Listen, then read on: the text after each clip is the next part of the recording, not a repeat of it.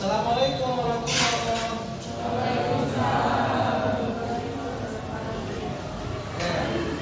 Bagaimana keadaanmu hari ini? Kalau Bapak bilang, bagaimana keadaanmu, kabarmu hari ini? Apa bilangnya? Alhamdulillah. Lalu? Luar biasa. Wah, mantap. Oke, mantap. Sekali lagi. Bagaimana kabarmu hari ini? Alhamdulillah. Luar biasa. Mantap. Semoga kita diberikan keberkahan dan semangat ya dari Allah Subhanahu wa taala. Nih, sebelumnya Bapak mau absen dulu nih. Siapa yang gak hadir hari ini? Ya, coba adakah kabar dari orang tuamu atau dari temanmu yang ini? Siapa yang gak hadir hari ini? Ada yang hadir? Hadir. Biasanya agendanya di sini ada nih. Agendanya. Nah, ini masih ada bangku kosong kayaknya nih. Oh iya, berarti yang gak masuk Sandy sama Gavin ya? Sandy sama Gavin ya? Iya, berarti apa dia? Katanya ada keperluan keluarga, benar nggak? Oh benar. Nah, Bapak absen ya. Berarti Sandy sama Gavin yang masuk. Totalnya 35 dikurangi 2 berapa? 33. Oke, mantap. Iya, 33. Oke, kita akan belajar tentang pengurusan jenazah ya. Yang non muslim juga kalau mau belajar nggak apa-apa ya. Ya kalaupun nggak ini nggak apa-apa, mau di luar juga di sini ada ikut nggak apa-apa. Nah, kalau mengarahkan Bapak, karena di sekolah kita SMA itu heterogen ya, ada berbagai macam agama yang mayoritas muslim, nggak menurut kemungkinan dalam satu kelas ada juga yang non muslim. Nah, Bapak memberikan kebebasan kepada yang non muslim, silakan. Nah, berhubung kamu mau kerasan di dalam silakan ya. Ini tentang materinya pengurusan jenazah. Tahap yang sekarang itu tahap terakhir. Kemarin 2 minggu kemarin kita ngebahas tentang memandikan, mengkafani, terus menyalatkan jenazah. Sekarang menguburkan. Nah, jadi ya kita back to apa ya? Back to picture atau bahasa kembali lagi ke mana yang lampau atau persepsi ya. Jadi pembelajaran kemarin itu tentang menyalatkan jenazah. Setelah jenazah dimandikan, proses memandikan beres, dikafani, lalu disolatkan. Menyolatkan jenazah ada 2 macam. Karena kemarin ada kasus COVID, ya, ada prosesi pemakaman jenazah COVID. Beda dengan penyalatan jenazah yang biasa. Kalau yang COVID disalatinya setelah dikubur, ya. Atau maksud Bapak disalatinya setelah di lokasi penguburan. Dan yang menguburkan itu biasanya dengan APD ya, dengan peralatan yang kesehatan yang komplit ya. Jadi agar tidak terjadi penularan. Kalau yang biasa disolatkan biasanya umumnya di masjid. Nah, sekarang kita bahas tentang menguburkan jenazah. Oke.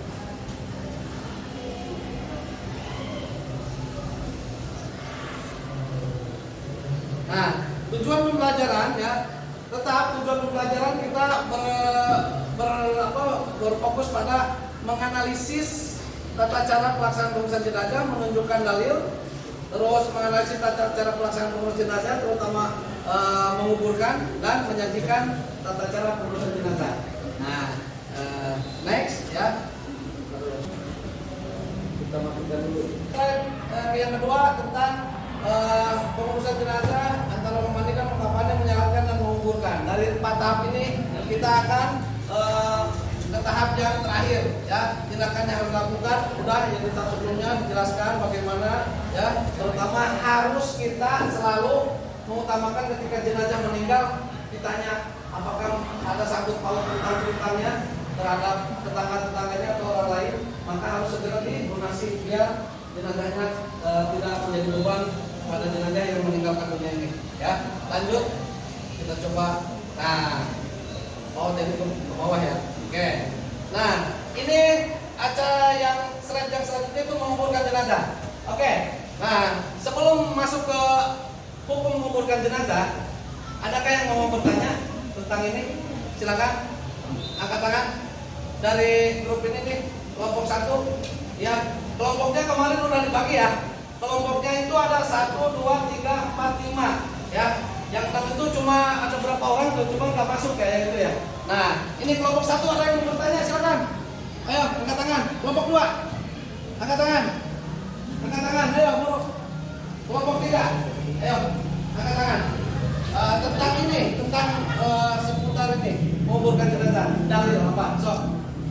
Ayo. Oke.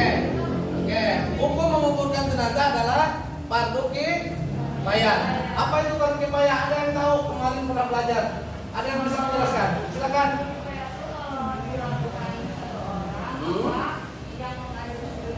Fardu kifayah itu adalah sesuatu yang wajib untuk kita semua lakukan. Tetapi apabila ada seorang yang sudah melakukan, maka gugurlah kewajiban untuk banyak orang itu dalam satu wilayah. Dan sebaliknya, apabila dalam pengurusan jenazah ini jenazahnya dibiarkan aja, apalagi kemarin ada kasus yang terbaru kasus apa? Bom panci lagi ya, di mana? Di Polsek Astana Anyar daerah Bandung. Nah, yang meninggal 1 orang itu yang ngebomnya. Ada 2 ya sama polisinya. Nah, itu adalah kasus, bisa jadi kasus yang bisa masuk ke tata cara pengurusan jenazah. Ya, kasus yang kayak gini, bagaimana Pak mengumpulkannya? Ya, ada serpihan jasadnya itu dikumpulkan. Ya, kita iniin, tapi Pak itu teroris Pak. Oke, Bapak mau nanya, apakah teroris tidak layak untuk dikebumikan dengan layak dan normal? Ayo, siapa yang bisa menjawab? Apakah seorang teroris harus diperlakukan seperti hewan? Tentu tidak boleh ya. Ya, apalagi kalau memang dia lihat dari statusnya dia seorang muslim, tetap aja walaupun dia teroris, dia harus dikebumikan dengan layak. Jadi harus dimandikan, dikafani, disolatkan dan dikuburkan dengan layak. Ya, itu ya. Jadi Bapak menekankan ke kamu, lihat antara fardu kifayah ini adalah keseluruhan pengurusan jenazah itu fardu kifayah. Ya. Nah, dalil penguburan jenazah adalah pada surat Toha ayat 55. Ya. Di sini menjelaskan bahwa dari bumilah kita berasal, ya, dan diciptakan kita dari bumi, dan ke dalamnya kita akan dikembalikan lagi. Hakikatnya berarti berasal dari tanah, maka akan kembali lagi ke tanah, maka dikuburkan di tanah. Ya, oke, ini sebaiknya dilaksanakan dengan segera. Apa itu? Dalam prosesi penguburan. Hal ini sesuai dengan sabda Rasulullah, segeralah mengurus jenazah, karena jika jenazah itu adalah orang soleh, berarti kalian telah mempercepat kebaikan hidupnya. Dan apabila sebaliknya orang yang tidak soleh, maka kalian telah meletakkan kejelekan di pundak kalian. Nah, jika jenazah tersebut selain orang soleh, ya. Hadis riwayat Bukhari ya. Oke, lanjut. Beberapa hal yang perlu diketahui tentang lubang kubur dan tata caranya. Nah, berhubung kata Bapak di awal, praktik pengurusan jenazah akan dilaksanakan setelah kita materi. Nah, ini materi ini sebagai modal dasar untuk kita praktik. Ya, bagaimana menguburkan, di sini kita kupas. Lubang kubur dibuat memanjang dari arah utara ke arah selatan.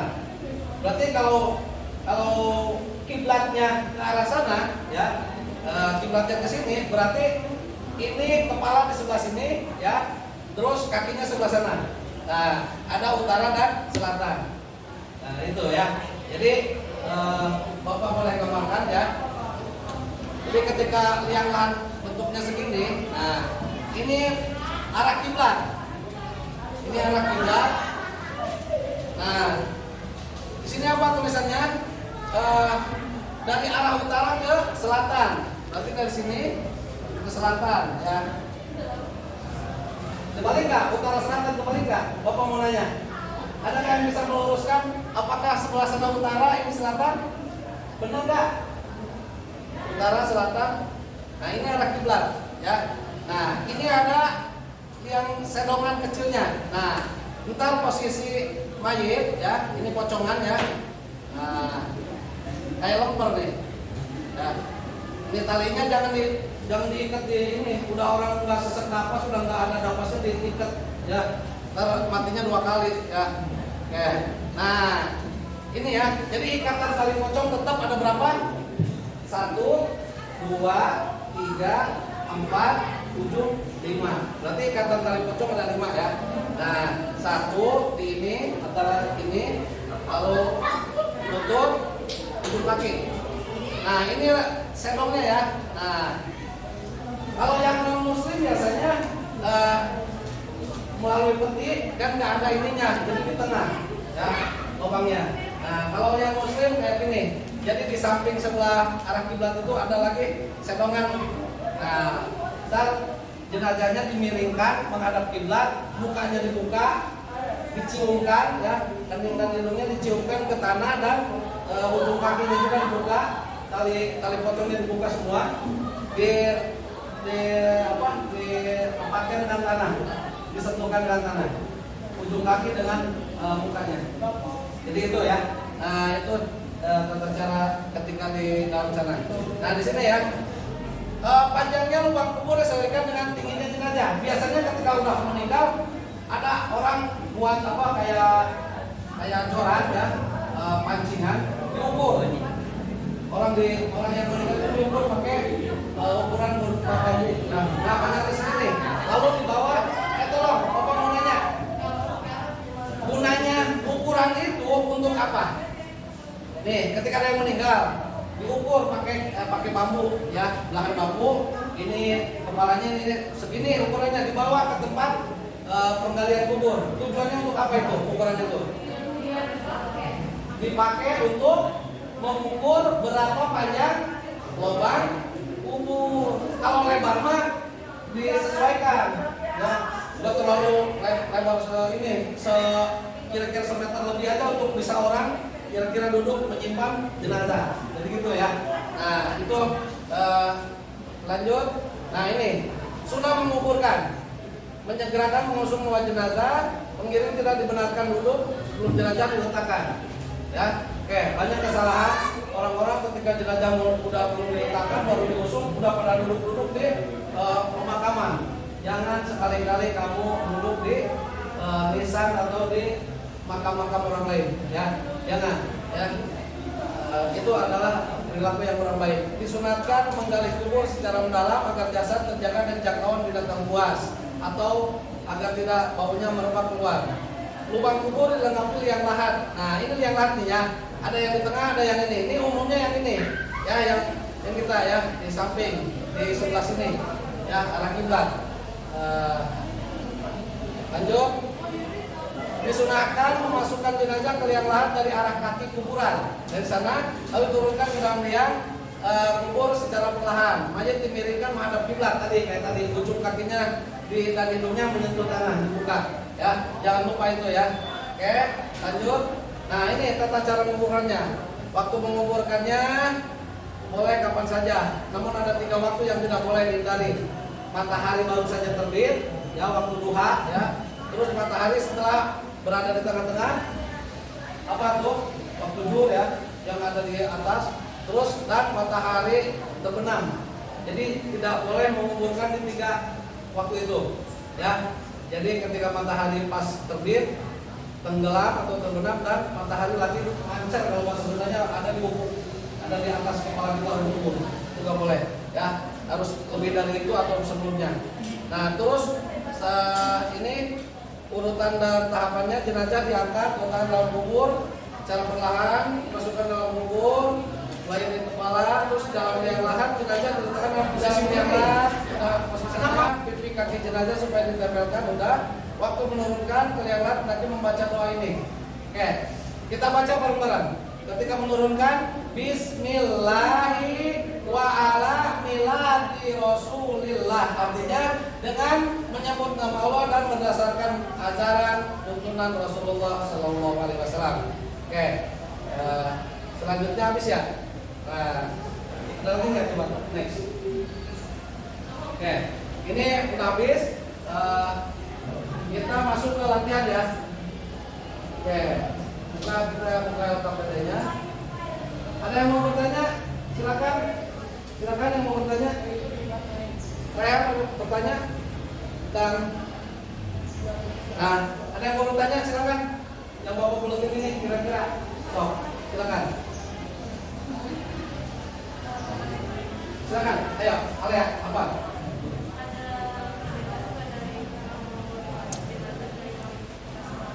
Oke. Kita biasanya jenis kelamin manusia itu tidak jauh dari laki-laki dan perempuan. Nah, ini pertanyaannya, adakah perbedaan antara laki-laki dan perempuan tentang cara menguburkannya seperti menyolatkan? Kalau menyolatkan kan kalau laki-laki posisi imam lurus dengan apa? Ke kepala. Kalau perempuan imam posisinya lurus dengan perut badan. Ya. Nah, kalau ini sama. Ya, kalau menguburkan jenazah laki-laki atau perempuan itu sama, tata cara prosesinya sama, begitu. Ya, apalagi ada yang tanya, Pak, kalau yang bencong atau yang jenis kelaminnya double sama juga. Ya, pernah kemarin ada yang tanya, Pak, kalau yang kayak bencong itu gimana, Pak? Apakah disolatkannya laki-laki atau perempuan? Nah, kita ambil hukum asalnya. Asalnya dia ketika lahir apa? Laki-laki, tapi jenis kelaminnya dia karena hormonnya banyak perempuan, dia robah, ya operasi kelamin jadi perempuan, tetap aja. Ya hakikatnya dilahirkan oleh Allah, takdirnya itu adalah laki-laki, maka akan dikembalikan lagi sebagai laki-laki. Ya itu ya hukum asalnya. Scroll ke atas. Nah, ini adalah lembar kerja peserta didik, ya biasa acuannya ke RPP, ya. Nah ini tentang ininya tujuan pembelajarannya sama seperti tadi. Ini videonya tentang menguburkan jenazah, tapi animasi, ya animasi berarti bentuk kartun ya. Nah ini karena ini ada 4 proses: memandikan, mengkafani, menyolatkan dan menguburkan. Kita bahas yang keempat ini, ya.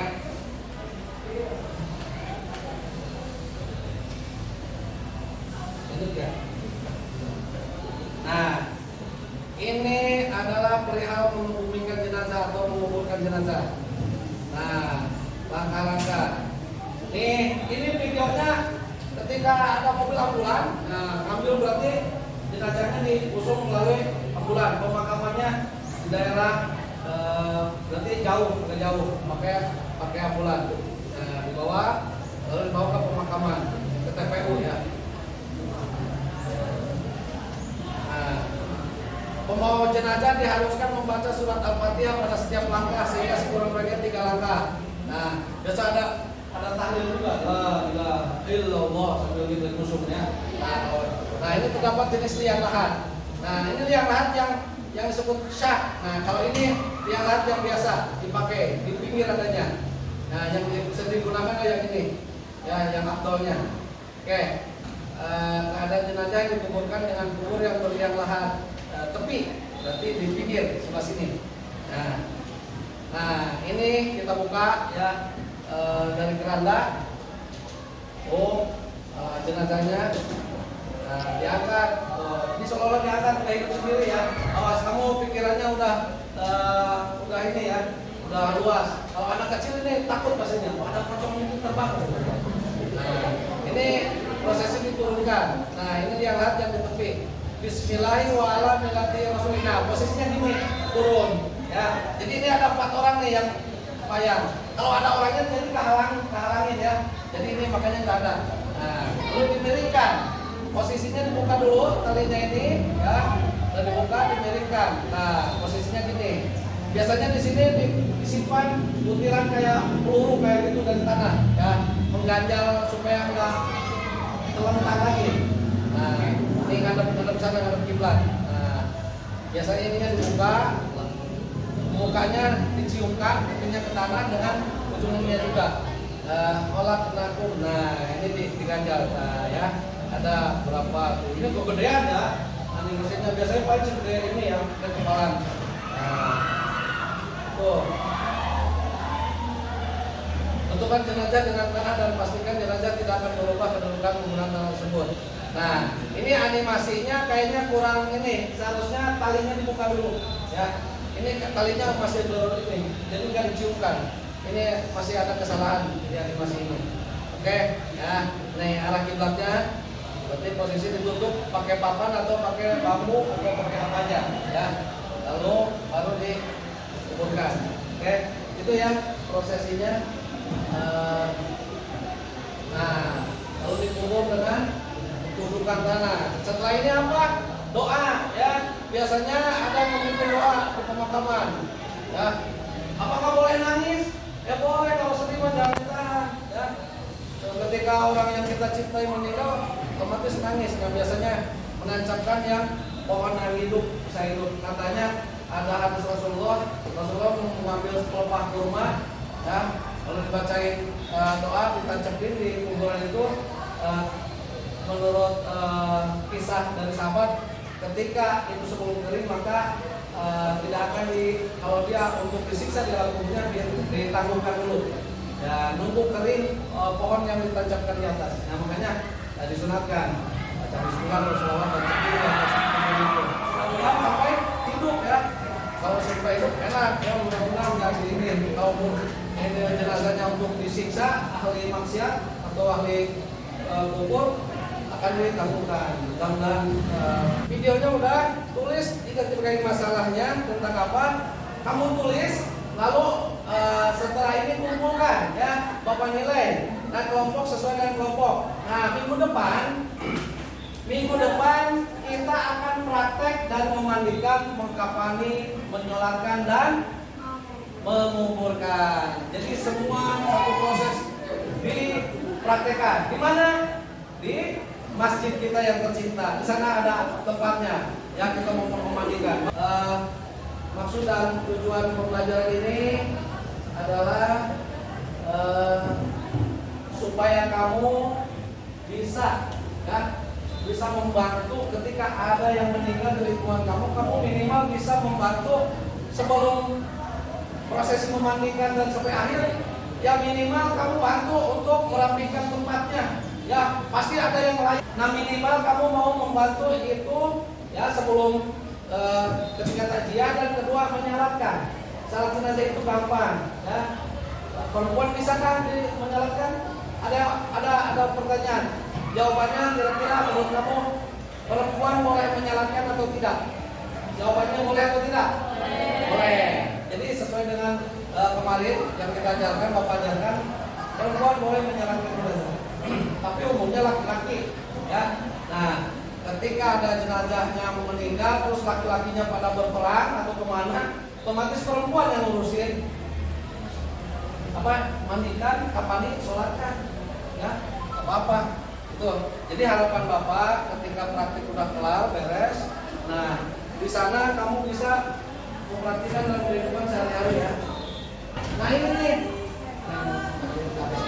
nah ini kolom yang harus kamu isi, ya, bentar, ya. Lembar pengamatan sikap sosial, ada sikap afektifnya, kontensinya kamu isi, lalu ntar kamu kumpulkan, ya. Bapak, ditunggu hari ini, ya. Nah ini pengetahuannya, ya, bentuk soal PG, ya, soal PG. Oke. Ini ya. Nah ini penilaian keterampilan. Bapak tulis nama-namamu dan tulis, ya. Nah, tuh skornya ada di bawah. Jadi memandikan jenazah, kafani, menyolatkan, dan satu lagi terlepas simpan, menguburkan. Oke, itu yang Bapak dapat sampaikan. Mohon maaf apabila ada kekurangan. Sekali lagi kedepannya, ya, sebagai rangkaian dari pengurusan jenazah, ke depan kita akan praktik memandikan, mengkafani, menyolatkan, dan menguburkan jenazah, ya. Kamu harus persiapkan apa? Kalau mau memandikan harus ada satu, air, kedua, gayung, ketiga, ember, bagus, keempat, sabun, terus mengkafani. Kamu harus sediakan apa? Kain kafan, gunting, terus kapur barus, pewangian, ya. Itu yang kamu perlu adakan. Lalu menyolatkan udah, tinggal udah beres. Berarti cuma bahan-bahan alat-alat itu yang perlu kamu persediakan minggu depan. Oke, anak-anak sekalian, inilah prosesi pengurusan jenazah secara teori dan latihan soalnya, kamu jawab, kumpulkan, dan minggu depan kita akan praktik ya. Akhirul kata, mari kita tutup pembelajaran ini dengan bacaan hamdalah, alhamdulillahirobbilalamin. Mari kita baca doa akhirul majlis. Subhanaka Allahumma wa bihamdika asyhadu an la ilaha illa anta astaghfiruka wa atubu ilaik. Wassalamualaikum warahmatullahi taala wabarakatuh. Waalaikumsalam.